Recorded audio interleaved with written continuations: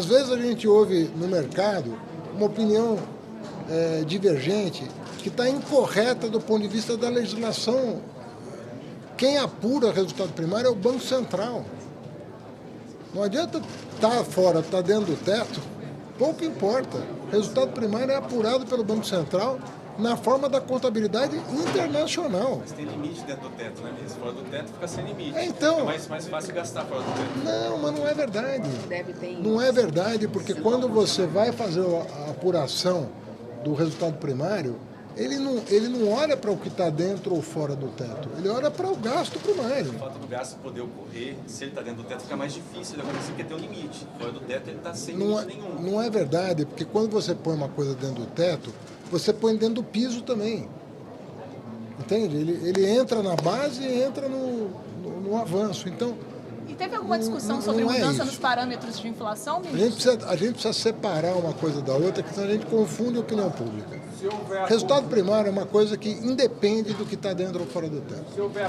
Você fez o dispêndio, o Banco Central contabiliza como gasto e ponto. Entende? É isso que a gente esclareceu aqui. Mas, enfim, agora é a oportunidade do Senado dar a sua opinião com base... São 81 parlamentares qualificados que vão julgar.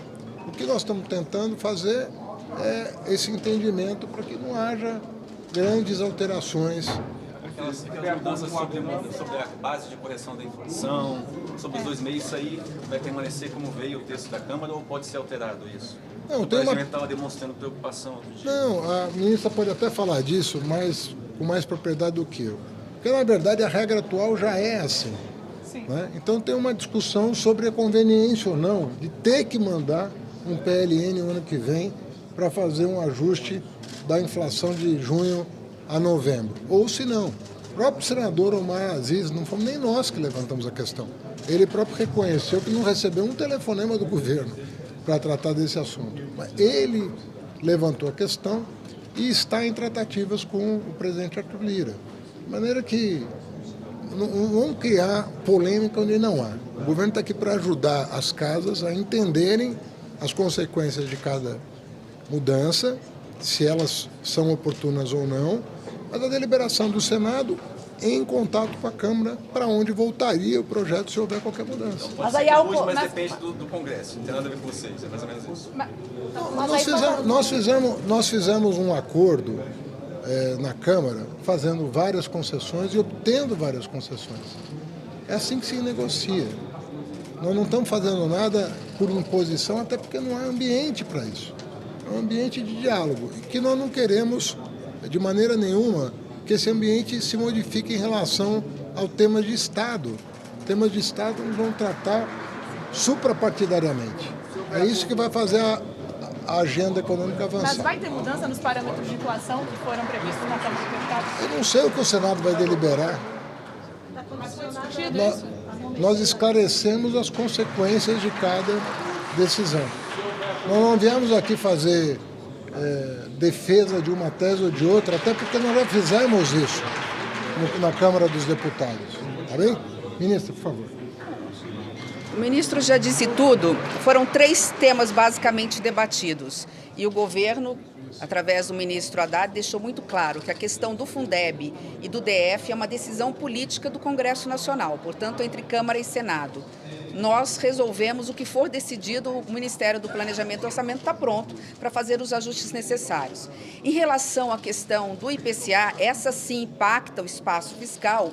Por fidelidade, por transparência, a única coisa que o Ministério do Planejamento e Orçamento esclareceu para a classe política é que, temporariamente, a ficar o IPCA da forma como veio da Câmara, nós precisaríamos já mandar na LOA, né, no orçamento que virá até 31 de agosto, uma compressão de espaço fiscal com despesas de 32 a 40 bi, a depender dos cálculos que forem feitos. Mas isso é contábil, então só para não criar também rumores dentro do Congresso. Vai cortar 32, 40 bi? Não. Nós temos que, no aspecto contábil, deixar claro que nós vamos ter naquela LOA, no PL, né, no projeto de lei, que cortar de 32 a 40 bi. Mas a Câmara nos deu uma válvula de escape. Qual é? a depender do segundo relatório bimestral do ano que vem, se nós tivermos uma melhora da receita, nós podemos mandar um PLN em maio para ser votado até o meio do ano, abrindo esse espaço fiscal e, portanto, voltando esses valores. A única questão é que nós ficamos realmente com uma certa dificuldade na ação, na execução, até maio, nas despesas discricionárias entre 32 e 40 bi. Para nós, para o Ministério, é uma dificuldade, mas, repito, nós respeitamos a decisão do Congresso Nacional e viemos apenas fazer o esclarecimento do que significaria, ou que significa manter IPCA com cálculo de julho a junho. A outra alternativa dada, porque a Câmara tem razão quando fez a mudança, disse o seguinte, é que quando nós colocamos o IPCA de janeiro, dezembro, como vocês mandam ao projeto, em julho vocês fazem uma estimativa de inflação, então vocês podem inflar a inflação. Nós deixamos claro que tem uma alternativa, aliás, foi dada inclusive pelo Senado, que seria o IPCA de dezembro a novembro, e com isso não tem estimativa, mas de novo, aqui, foi aqui o relator, desculpa, senador Omar, mas, de novo, é uma decisão, para nós, seria o melhor dos mundos, mas é uma decisão política, ninguém melhor que o senador, o relator Omar Aziz, para conversar com a Câmara. Aqui, repetindo para encerrar as palavras do ministro Haddad, para nós o importante é que o arcabouço saia o mais rápido possível. Por quê?